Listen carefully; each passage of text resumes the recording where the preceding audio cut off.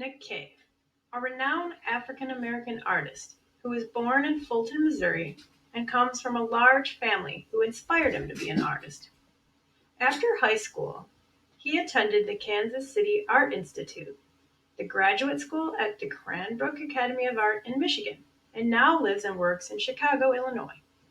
His work is a spectacular combination of sculpture, fashion, and performance.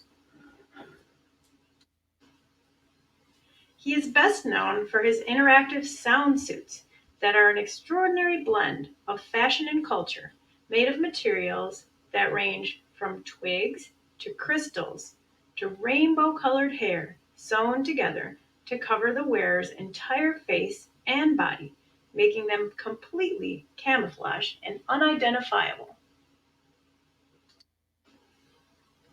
He finds most of his materials to make the suits at thrift stores and flea markets, and spends considerable amounts of time seeking out and collecting the items that he uses to construct the suits, sometimes traveling many miles to find them. Can you recognize any familiar objects in these suits?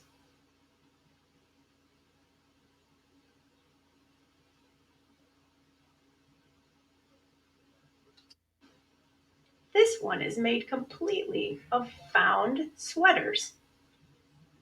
You wouldn't guess until you got a really close look.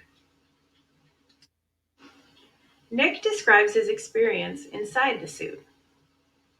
When I was inside a suit, you couldn't tell if I was a woman or a man, if I was black, red, green, or orange, from Haiti or South Africa. I was no longer Nick. I was a shaman of sorts.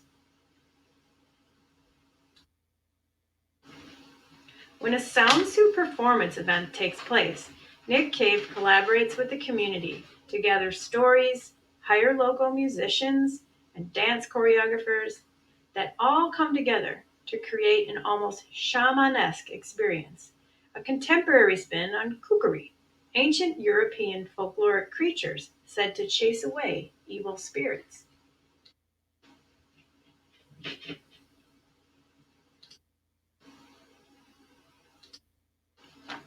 Some have said the sound suits remind them of a Wild Thing character from a Maurice Sendak story, as they watch the joyful wild rumpus take place, as percussion music plays and bright colored hair whirls around during the performances. Although the sound suits consist of bright, cheerful colors and playful designs, there is an underlying darker side to his work.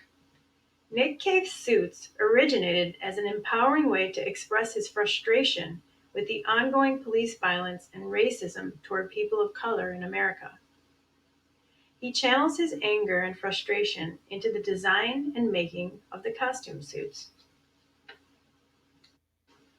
This is his very first sound suit.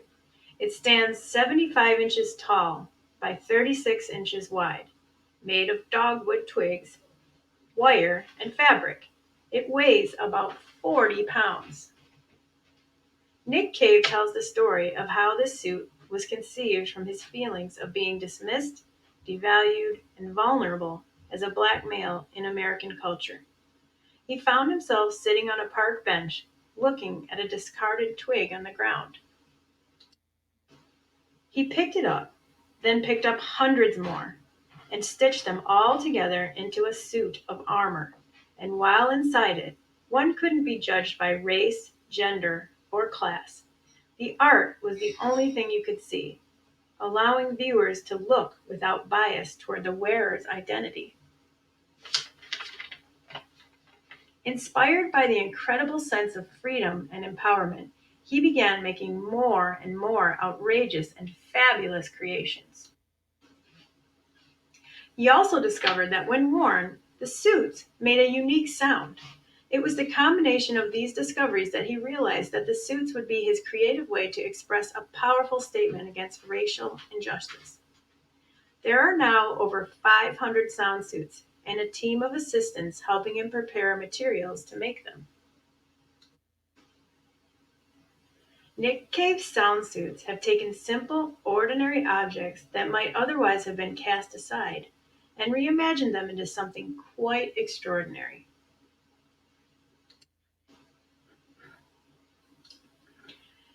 I'll leave you with this video of the suits in action, and I want you to think about the ways that you might express yourself with simple objects and materials that could be reimagined into your own message to the world.